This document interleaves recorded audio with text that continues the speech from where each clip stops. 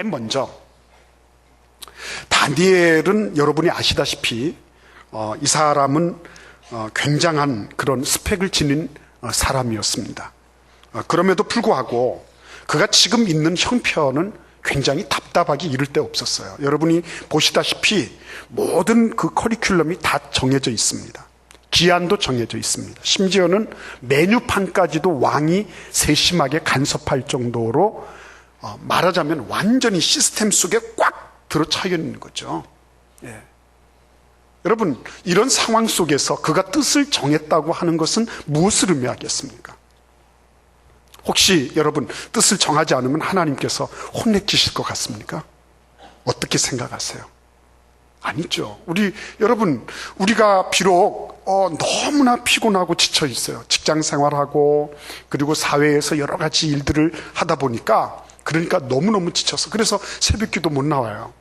예. 그리고 내가 여러 가지 봉사하고 섬길 수 있는 기회를 잘 갖지 못해요.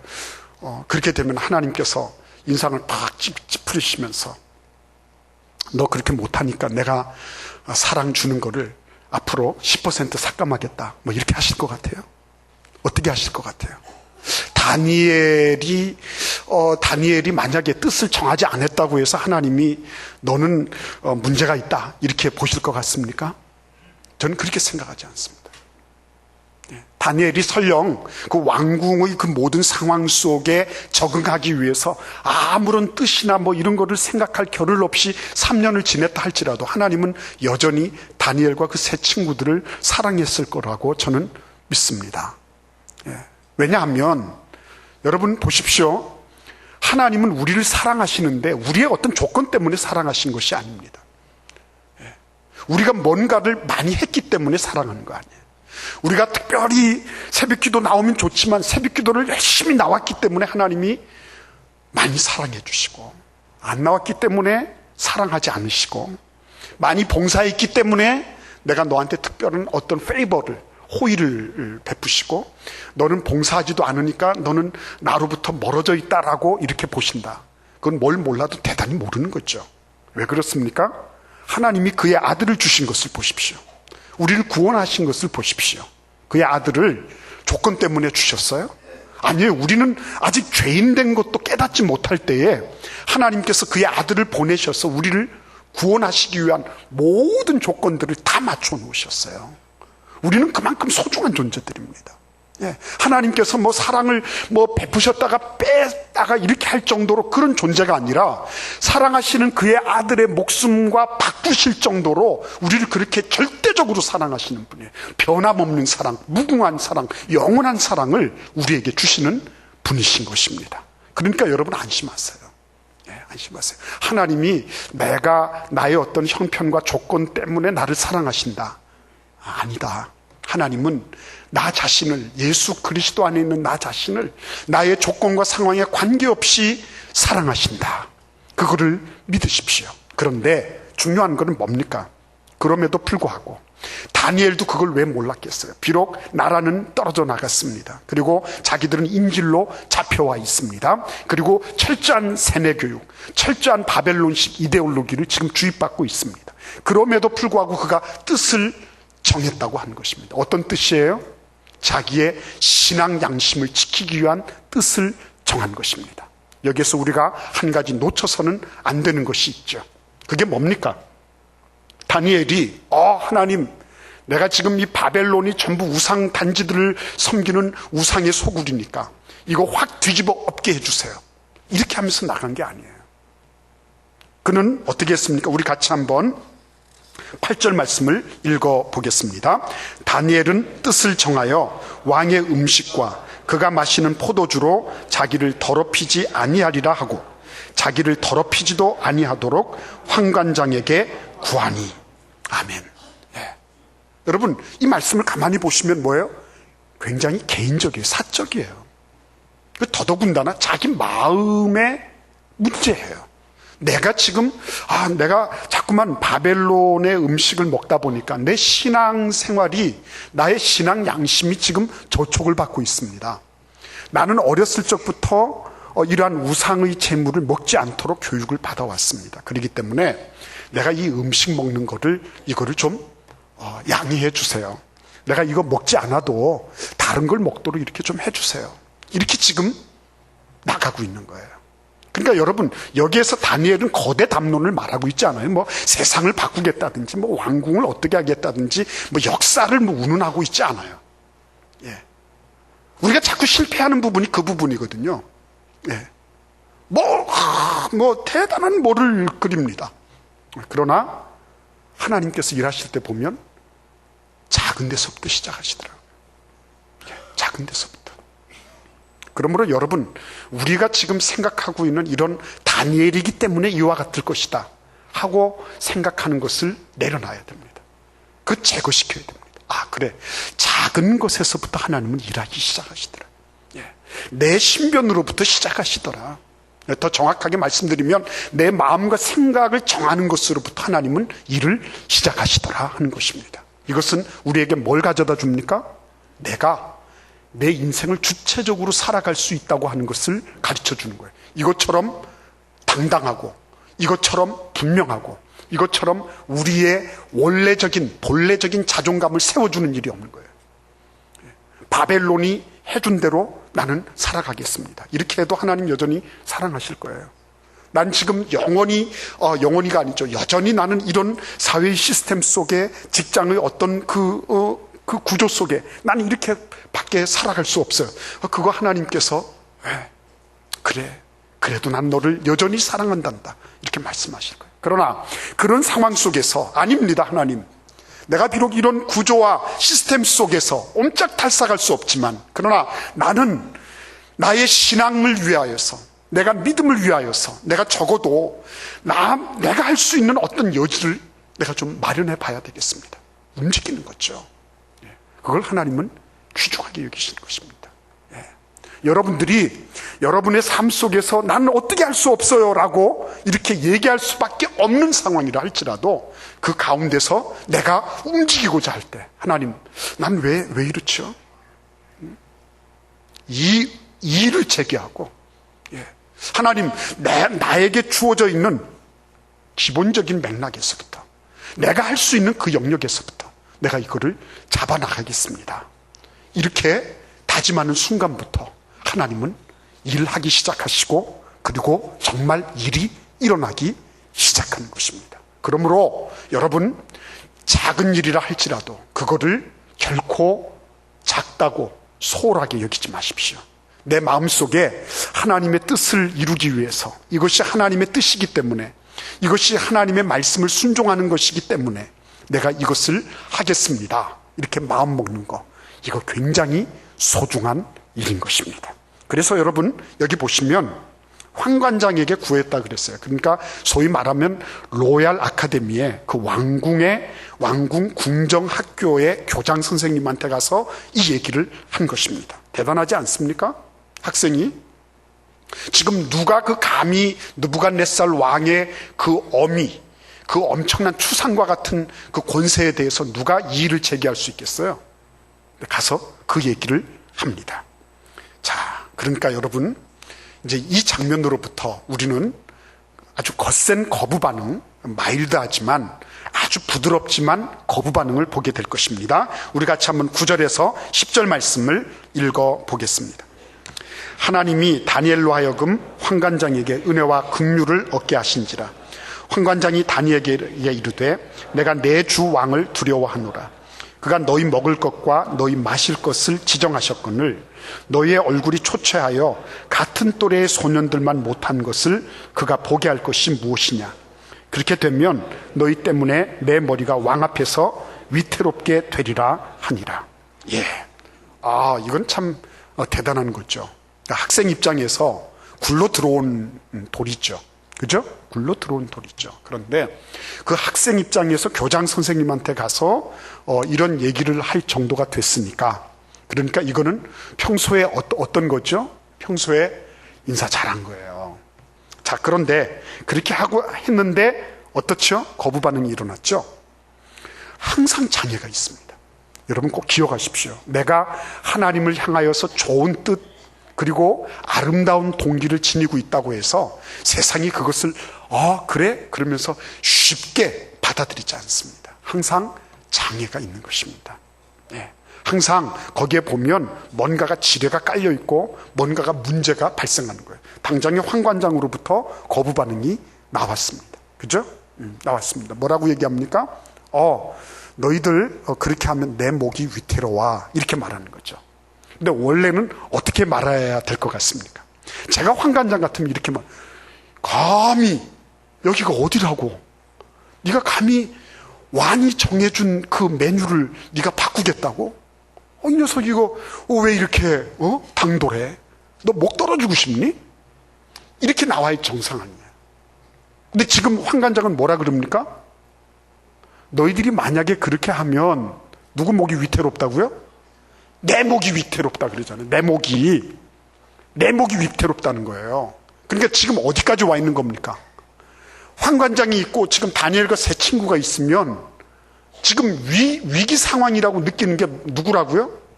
얘네들이 위기가 아니고 자기가 위기라고 얘기하는 거예요. 그죠? 이건 뭘 의미하는 겁니까? 여기에서 지금 다니엘이 뭘 읽고 있는 거죠? 황관장이 얼굴빛이 괜찮고 윤택하기만 하면, 그러면 자신의 신앙생활을 허용하겠다고 하는 황관장의 마음을 읽고 있는 거죠. 이게 중요한 거죠. 자, 여러분, 이제 우리 한번 지뢰 작업하는 것을 보도록 하겠습니다. 11절과 13절 말씀, 11절부터 13절 읽어보겠습니다. 황관장이 다니엘과 하나냐와 미사엘과 아사랴를 감독하게 한 자에게 다니엘이 말하되, 청하오니 당신의 종들을 열흘 동안 시험하여 채식을 주어 먹게 하고 물을 주어 마시게 한 후에 당신 앞에서 우리의 얼굴과 왕의 음식을 먹는 소년들의 얼굴을 비교하여 보아서 당신이 보는 대로 종들에게 행하소서. 아멘. 기가 막히죠? 그죠? 지금 무슨 얘기하는 겁니까? 황관장한테는 노 하는 소리를 들었어요. 너희들 잘못하면 내 목까지 떨어지는 거야.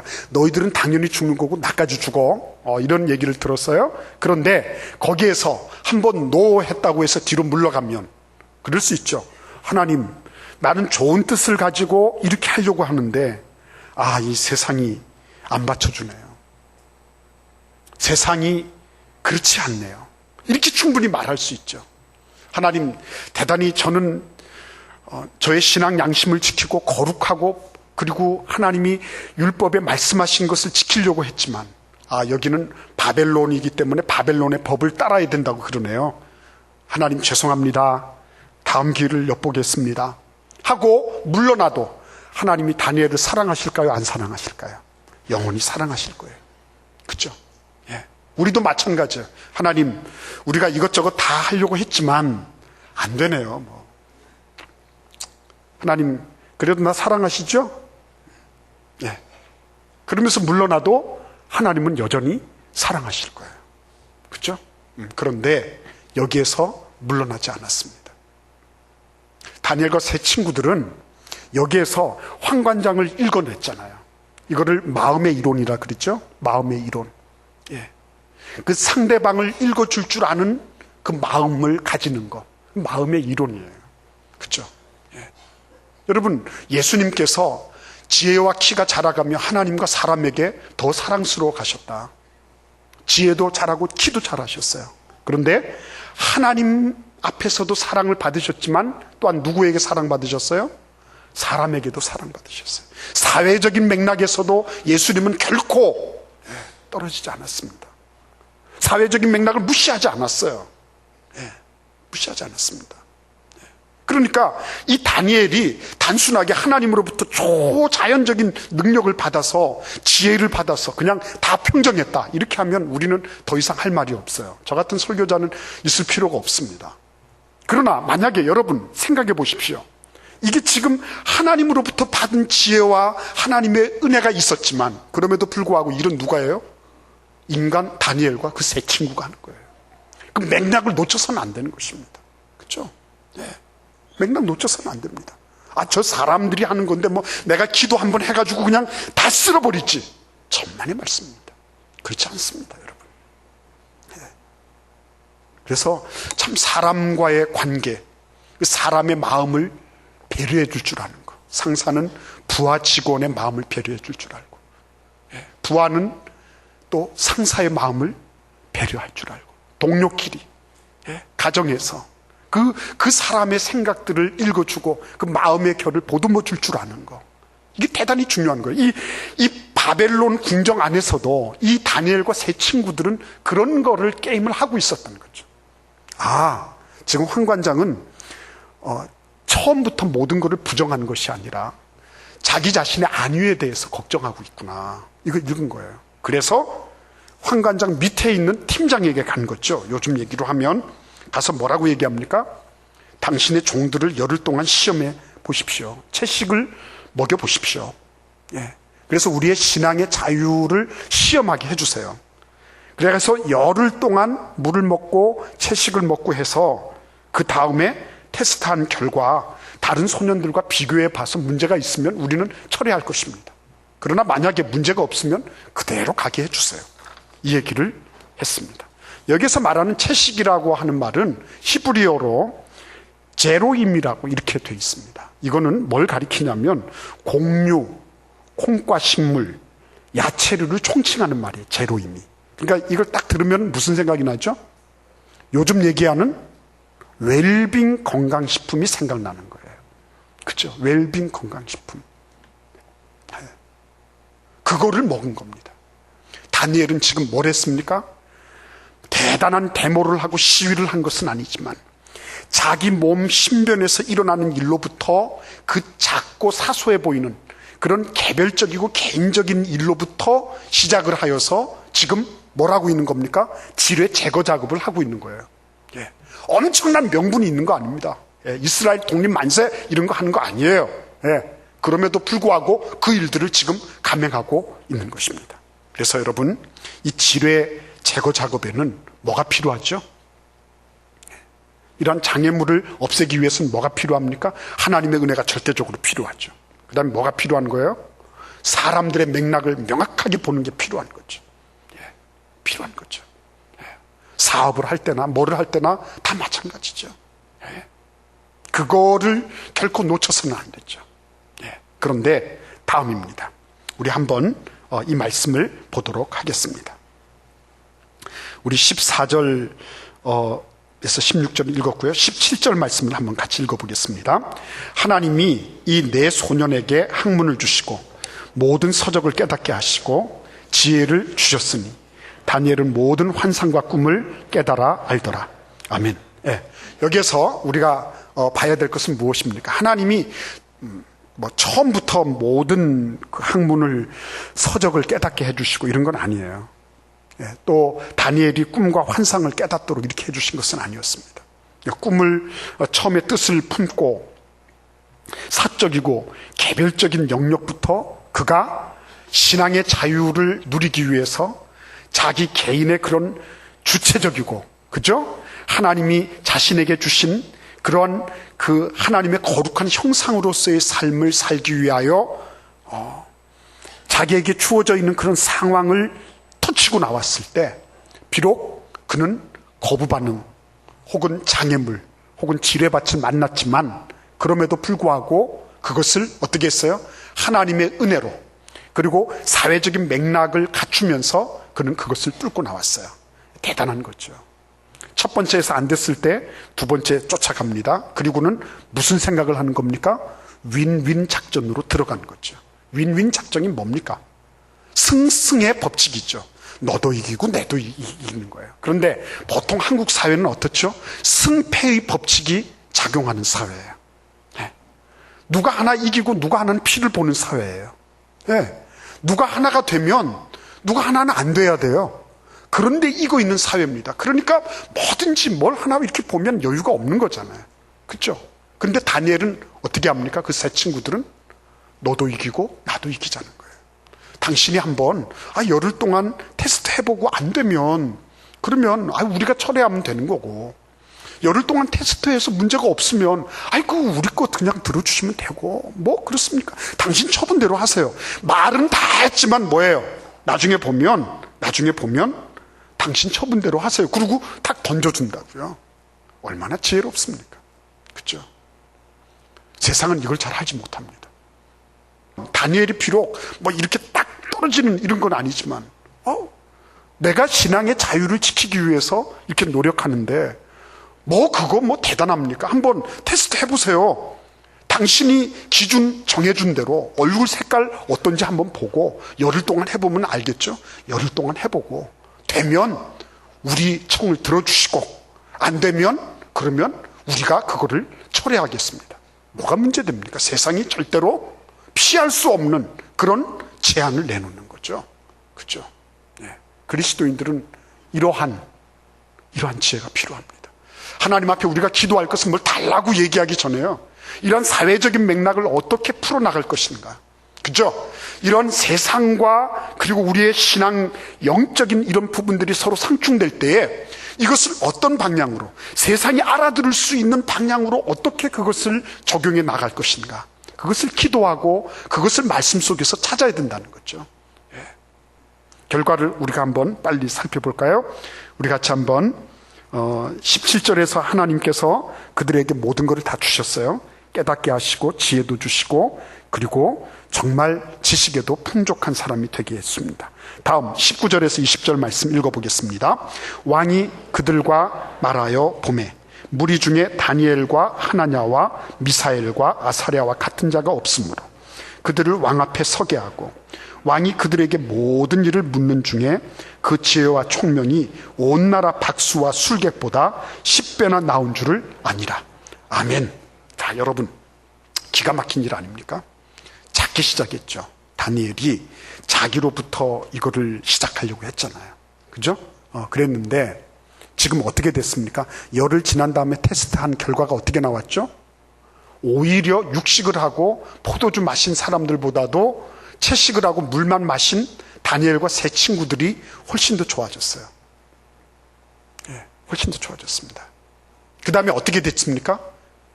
그래서 그들은 자기들이 원하는 대로 신앙의 양심 그리고 신앙의 자유를 누릴 수 있는 그죠? 여지를 마련했습니다. 근데 그 일에 누가 지금 동조하고 있는 거예요? 암묵적으로 황관장과 그 밑에 팀장이 알고 있는 거죠. 그죠? 이건 위대한 일 아니겠어요? 그죠? 작다고 작은 게 아닙니다, 여러분. 작다고 소홀하게 여기지 마세요. 우리가 하나님 앞에 믿음으로 순종하기로 작정한 거 있잖아요. 하나님 앞에 그거 기도하세요. 예, 기도해 보세요. 그리고 기도하시면서 비록 장애물이 있고 비록 걸리는 게 있고 비록 문제가 생길 수 있죠. 그럼에도 불구하고 후퇴하려고 하지 마세요. 예. 저는 이 작은 거, 사소해 보이는 게 참 위대하다. 예. 그 어떻게 다니엘에게 그런 생각을 주셨을까? 그죠? 예. 하나님께서 기뻐하시는 거, 예. 내가 내 의식 속에 하나님 기뻐하지 않으신 모든 것들은 내가 치우겠습니다. 이런 결단, 결심, 위대한 것입니다. 그게 당장에 나타나지는 않아요. 그럼에도 불구하고 오늘 보십시오. 왕도 인정하잖아요. 하나님이 은혜 주시잖아요. 그리고 그 왕국 안에 있는 사람들도 내밀하게 지금 다니엘과 그 세 친구의 편이 돼 있잖아요. 얼마나 위대한 역사를 이루는 것입니까? 작은 거, 평범해 보이는 거, 사소해 보이는 일들, 이런 일들을 잘하는 분들이 큰 것에도 충성되더라고요. 그렇죠? 우리가 존재하는 곳에서 이 작은 일들을 통하여 위대한 역사가 일어나는 그런 복이 우리에게 있기를 우리 하나님 원하십니다. 이런 복을 누릴 수 있기를 기원합니다. 기도하겠습니다.